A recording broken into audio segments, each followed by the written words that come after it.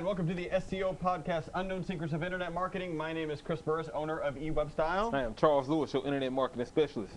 This is podcast number 193. I decided I learned my lesson. I'm not going to ask how they're doing because we really don't get any feedback. Yeah, I'm not going to do that anymore. We're just going to wonder how they're doing. Yeah, well, I am actually wondering how you're doing. Above that, I'm actually hoping that you're doing quite well. And since you're listening to the podcast, well, we know you're doing quite well. Now, as always, there's a tip from our previous podcast, and that tip is, if you are on WordPress, be sure to install the right plugins to help you with your SEO. Yeah, definitely. WordPress gives us plenty of tools, plenty of options when building and managing your site. Some of those options go by plugins, and they work well with SEO. I will say this, SEO Ultimate, definitely in Yoast SEO. And even all above, we stopped using that one. So SEO Ultimate and Yoast, those are my preferences. We use those internally, and they work well. So definitely make sure you're using the right plugins. Please remember, we are your friendly local neighborhood top position snatchers. Yes. Where our mantra is, don't be a douche. What else do we have? If you are in a position to, if you have the capability, if you have the technologies, would you please tweet now? What should they tweet? You should tweet hashtag SEO Podcast 193. Be sure to tag us in it at E-Webstyle. That way we can link up, follow you back, and do all of that social networking stuff. You can do us a small favor. There's two small favors that you can do. The first has 3 steps. Go onto iTunes, make an account, write a review. If you get good information from our podcast, please do that. When you write a review, go ahead and email us, podcast@e-webstyle.com. And let us know that you wrote a review, and we'll give you a punch in the face. I think we got a couple punches in the face. Got some punches? Today. The other thing that you could do, item number 2 on the list, doesn't have 3 things. It's write us a G+ review.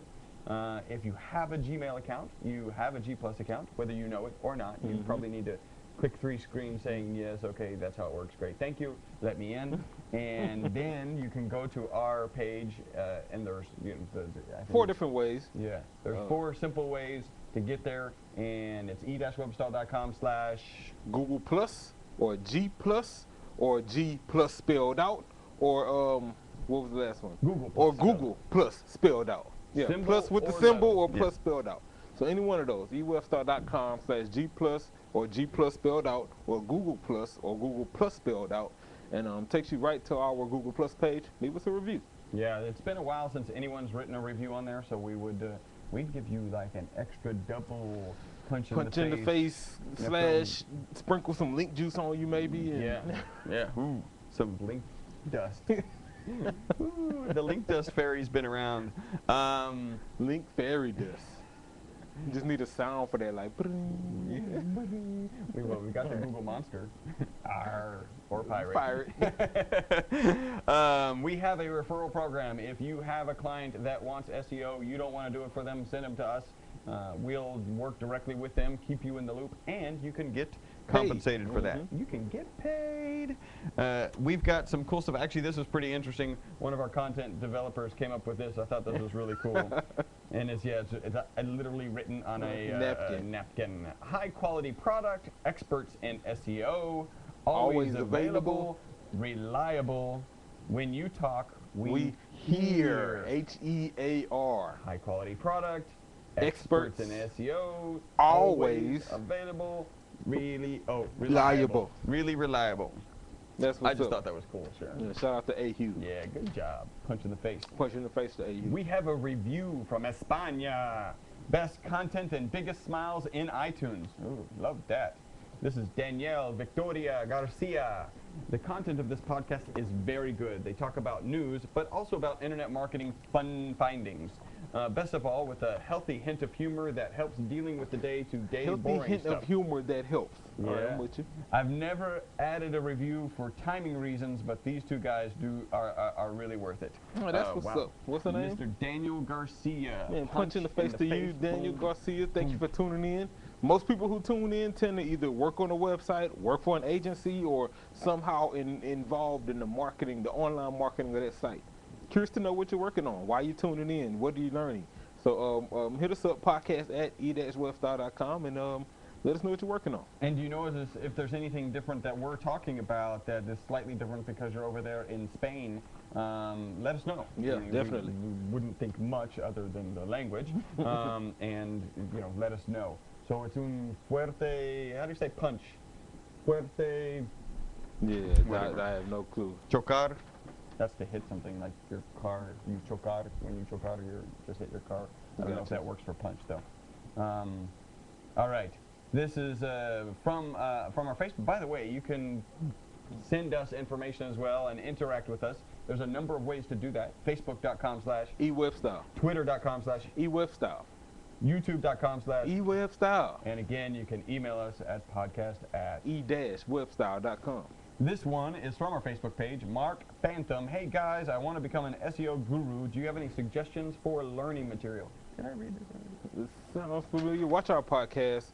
That's the best thing to do because Frank, and I'll be honest, especially since somebody's already reviewed us and commented about this, a lot of the information that's out there, like I frequent SEO Mods, also use their platform, but there's Search Engine Journal, Search Engine Land. All of these resources provide excellent information about SEO. And what I do is review these frequently, like weekly, daily, and then compile that information and present what we feel is the best information to you guys. So if you don't want to do that, then just watch the podcast or listen to the podcast. If you want to read it for yourself, we'll post those links on Facebook, or you can go look at them yourself. And so we're kind of the Cliff Notes of SEO news. That's how it is. I like that. I actually like that. Yeah. I'm cool. Because it's a lot of news out there all the time, not including the news we publish ourselves and everybody else is publishing. We kind of break that down for you. A lot of stuff in the news. The Galaxy S4 outs the iPhone 5 in camera test, according to somebody. I like Galaxies; they're good. Yeah. And SAP, so that's the corporate enterprise level software. SAP. Is planning on hiring autistic employees. Okay. And the logic is that typically people with autism may lack interpersonal skills. They're extremely intelligent. And extremely intelligent and a unique ability to stay incredibly focused for things like looking at data. So there you go. Think Rain Man working for SAP.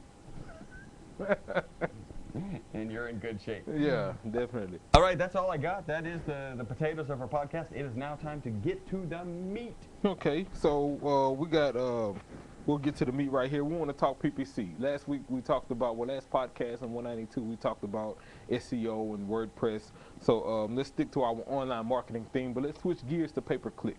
Spent a lot of time in pay-per-click. Came across this article on Search Engine Journal, posted by Chris Kent, 10 Golden Rules of AdWords. This article immediately captured my attention. So punch in the face to you, Chris, for the title. But more importantly, like 10 mediocre rules of AdWords were one of the title considerations. I probably still would have clicked it, frankly. But mainly be AdWords 10, and then AdWords is what popped out. Because I'm in the AdWords daily. And I actually agreed with some of his 10. One of them a little iffy, but we'll go through them. So number 1, I totally agree with. Always install conversion tracking. Anytime you're doing paid ads or marketing period, whether it's through AdWords, whether it's social, whatever form of marketing you're doing, if you can track your conversion, then definitely set it up. AdWords makes it extremely easy. Whether you're tracking a thank you page or sale or purchase or download or a subscription or whatever it is, AdWords makes it extremely easy to set that up. More importantly, it's like one click and it'll automatically sync with Google Analytics as well. And so then you can access that conversion data in both platforms. So definitely make sure you always set up conversion tracking. We'll actually take it a step further, and depending on the conversion, there may be 5 or 6 different methods of that conversion. A registration could be a conversion. Or you may want to track all of those, the registration, the download, the sale, the subscription. Yeah, you may want to track all of those, give them all a different title, and definitely track them all, especially if you're paying for that traffic. Number 2, never send PPC traffic to your homepage. I think it depends. The concept is right. The concept is definitely right. Never is the wrong word. Because never is the wrong word, exactly. Because the way your site is built, you tend to have pages focused on the specific action. And so if, for example, if your action is to get someone to subscribe to a newsletter, and you have a page about your newsletter on your site, then your paid campaign shouldn't take people to the home page. It should take people to that newsletter subscription page.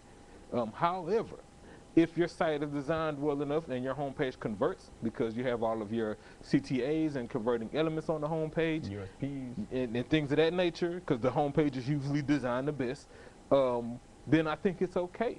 Especially if you're in a very niche industry. dump truck. Yeah, you're in a very niche industry, so if they get to your homepage, then they're likely the information they're looking for is going to be relevant and it's going to be there. Then land them on the homepage. I'm not kidding, dump truck. Yeah. Like the guy, a client I was talking to this week, or a potential client I was talking to this week, he's a dump truck. He owns a fleet of dump trucks, and they move dirt. They move dirt, and I was on the phone with him. I'm like, you just need your phone number. Yeah. His phone number was kind of hidden. Your website needs to confirm that you do in fact move dirt. You don't need to pontificate about the best way to move dirt. Because it's Nobody dirt. cares how you move dirt. You don't need to talk about the speed at which you can move the dirt. You just need their phone number, so they call you and ask you to move the dirt. Definitely. So in regards to sending PPC traffic to your homepage, I will take that on a case-by-case basis. I will say that if you have internal pages that are more focused on the product that you're marketing, make sure you land those ads on those pages. No doubt. Which is, let me take this time to say, one of the things we do here is try to make sure that all of the pages convert. So whether it's the home page, whether it's a sub page, even that sub page will have the right CTAs, it will have the right phone numbers, forms will be visible, because no matter which page you land on, we want you to be able to convert if we can. Number 3, never bid more than your conversion rate.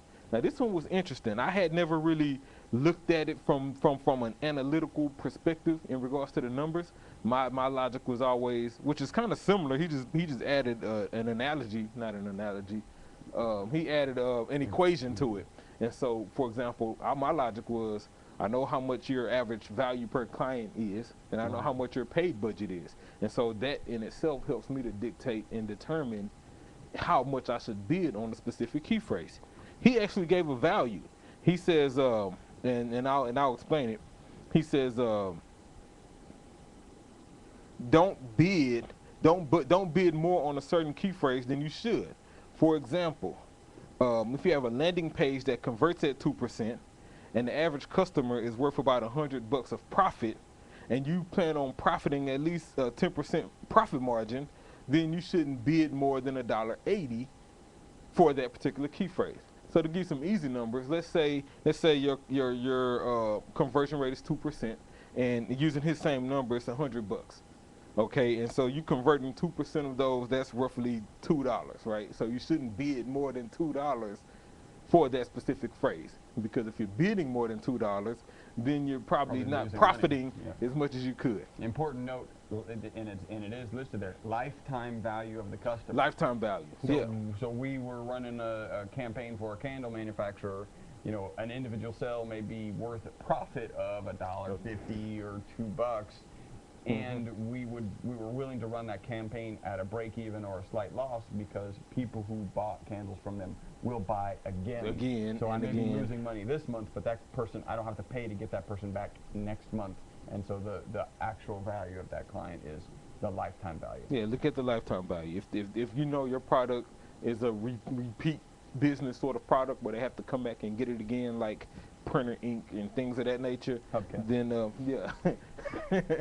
then definitely keep that in mind. But pretty good value. At the end of the day, he's basically saying, don't outspend.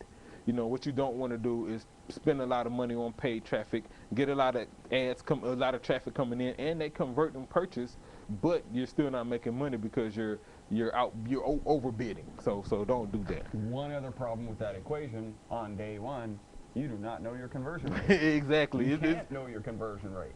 So, so the question then becomes, is 1 month enough to help me define my conversion rate? Yeah, we recommend 90 days. Yeah. That's the smallest amount of contract time for a PPC campaign. And that's because it's going to take the first 30 days just to get your words in, make sure we're bidding on the right terms. It's going to take month 2 to tweak that, make sure you're actually getting some ROI, and month 3 for us to kind of tailor it some more and constantly prune and tweak it. By then, you will have made some money, and at that point, it's time to either up the budget or make some adjustments. And so yeah, if you won't know when you first start off, dedicate some time, which is not on the list, but dedicate some time to your AdWords. Understand that it's going to take you probably 3 months to figure it all out. So goes back to our old saying, do not throw money against the wall and see if it sticks. Go after it with a plan. Definitely. Number 4, always separate display and search. This is key. For anybody who's working in AdWords and you're setting up campaigns, you can set up search campaigns, right? So this is, search engine results page. Or you can set up display campaigns where you may be running remarketing or banner ads and things like that. You have the option, and Google should frankly just remove that option, but you have the option to run those in the same campaign. His recommendation is to separate them. My recommendation is also to separate them. Reason being, you have more control over the budget, you have more control over the keywords, and look at it like this here. From a search, it's strictly keyword focused, right? You choose the keyword, you bid on it, you pay when they click. From a display, it's more themed. Your words will, based on the keyword you choose, your ads may or may not show, and you don't necessarily get charged per click for each one. It's more about impressions and things like that. So definitely keep those separate. Yeah. Don't run them at the same time. You may even want to. It's easier to track conversions that way. Number 5, extensions are your friends. Boo. He's right, and it sucks. Yeah. Because Google wants you to add more extensions, like your phone number or your address or things like that. The problem I have with extensions, well, mainly just one, and that's the phone number extension, is because Google is changing it, and they're going to force us to use Google Voice. And so anybody like myself who's doing call tracking and you have your own block of numbers you have access to and things like that, this kind of throws it out the window. And so it sucks, but it's necessary. If you can use that extension, it is proven. It increases your click-throughs, and frankly, if your phone number's there, they may not even click. They may just call, which is why Google is forcing you to use Google Voice, because they just may call. So. Well, and Google wants to know, probably the reason they're forcing Google Voice is so that they know how many dollars they're losing. By people not clicking. So will they charge if a call happens? I believe so, because that's it's brilliant and it sucks all at the same time. So yeah, that was number 5. Number 6, negative keywords are your friends. I couldn't agree more. Negative keywords are your friends. It's worth saying twice. Make sure that when you are managing this PPC campaign, that you take advantage of negative keywords. Negative keywords are those words you don't want to show up for. So if you are, selling FYI cell phones. Is the best example. FYI. Yeah, well, FYI is a good negative word. Free is a good negative word. DIY, do it yourself. How to. These all come from my default list of negatives that I give every client. But the more you pay attention to a campaign, then the more you will learn about terms that you should add. For example, if you're selling cell phones, you may not want to show for, let's say, mobile device. Or cell phone tower. Or tower or something like that, because then you may start ranking for like tablets and things like that, and spending your money, and that's not what you sell. And so, definitely monitor your keyword detail, of all keyword detail in AdWords, to see what you're showing up for and add negatives. I like this one. At least log into your account once a day. At least log in once a day. Look, I log in daily. Luckily, I'm using my client center so I can see everybody at once. But log in, make sure everything's spending, nothing looks out of whack and wonky. Make sure that your budget's there. Frankly, that you are getting clicks. Because if you don't log in, then you don't know. And if you at least log in once a day and look at it, then you can quickly tell when you need to make adjustments. Now, of course, plan to make adjustments anyway, but log in at least once, even if you didn't plan on making adjustments that day, just to make sure everything's running smoothly. Number 8, and we're almost done. Your ad should always have a call to action. Duh. You know, this is an ad. you want people to call you. So make sure you have a call to action in your ad. That goes without saying. I will say this, since we're talking AdWords and Google gives you that flexibility, be creative with your call to action. Take advantage of keyword insertion and things like that. And then and that way your ad can be more prominent and have a higher click-through. Number 9, set ROI goals. Right, so we talked about conversion tracking earlier. So part of that is understanding how much money you should be making based on whatever your ad is or whatever your product is, whatever you're marketing. Set those sort of goals so you know if you got 10 clicks and 5 of them actually turned into business, how much money should you have made? Right, that's a great goal to know. And if you did make that, then you can know how. If you didn't, you can also backtrack and figure out what happened. So definitely set ROI goals. Last but not least, number 10, test. After you set all this up, after you get your goals and your conversion tracking, you've added your negatives, you've logged in every day, you got your phone number, you're using extensions. After you've done all this, you've separated, display from search. Now test it. And then test it again. Yep. And then rinse and repeat and test it again. Yep. And constantly test it. If you have running A and B ads, for example, if A ad's working better than B ad, stop using B ad, use A ad, and create variations of A ad and start testing all over again. And continue to test, because that's the only way you can constantly improve your campaign. Boom! There goes the meat. That was delicious. Yeah. Got algo, cataclysm, and blank stare. Oh man, we missed it in the beginning. I forgot to ask. So this is our segment. It's called the algorithm cataclysm. Oh yeah, that looks awesome. I can't help but compliment that special effect. That's So on May 22nd, 2013, it was like the other day, Google released Penguin 2.0. That's when our listener got hit by it. That was the other day. So Penguin 2.0, similar to the first Penguin, was targeting links and spam, but more importantly, 2.0 had a focus on sites that sell links that offer PageRank. And so I was like, okay, they're trying to really hone in on the people buying and selling links and swapping links and this and that. Then I got to thinking, well, the only reason people sell links is because they give PageRank. So why create an algorithm that targets that? Instead, just target them because that's the only reason to sell a link. Right. Is because it's PageRank. I can't think of anyone selling links that don't. Why would you buy a link that didn't that didn't have any link juice? Yeah. So, but anyway, Penguin 2.0 is targeting those, and so if that's a practice you're participating in, buying links and doing all this here. You probably saw some changes that you didn't if you didn't, you will. So because I'm pretty sure, just like the first algorithm updates, they just released it. It'll probably be a data refresh coming in the next few weeks, and that'll likely be Penguin 2.1 or something. And so yeah, don't buy links is what it boils down to. Don't buy links. Do not buy links. Period. What else we got? Blank stare. Blank stare. We got 2 blank stares. Yeah, this all the way blank. This first blank goes to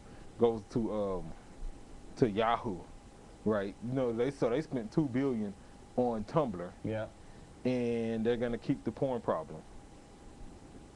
So how's that fit in with the Yahoo brand?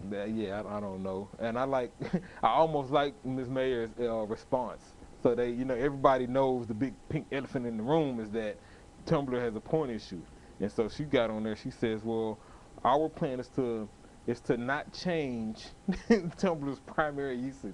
Which happens to be porn. Which just happens to be porn. Okay, so yeah, blank stare to you guys. Like, I just don't know if that's a good move. I understand purchasing the usership and all of those people, but nobody's, I don't know. Yeah, I don't know if it was worth $2 million. Like, that was more than Flickr. That was more than Overture. Like, all of the other things they bought, they spend more for Tumblr. Good luck with that. Yeah. And the second one goes to Google Plus. Dude, have you logged into the Plus recently? So it looks like Pinterest. Really? Pinterest Plus? Pinterest Plus. That was accurate. Plus. Yeah. So come on, Google. Now I will say, It actually looks okay. As a matter of fact, it looks better than Pinterest does. Yeah. But still, though, it looks like Pinterest. Well, today's blank stare news, maybe tomorrow's, wow, that was a good decision. Yeah, it might be, but it still looks like Pinterest. It's still a copycat. Yeah, so that was it, man. All right, well, you have been listening to podcast number 193, the most popular internet marketing podcast on iTunes. Our title is, again, the SEO Podcast, Unknown Secrets of Internet Marketing. Until the next podcast, my name is Chris Burris. Charles Lewis. Bye-bye for now.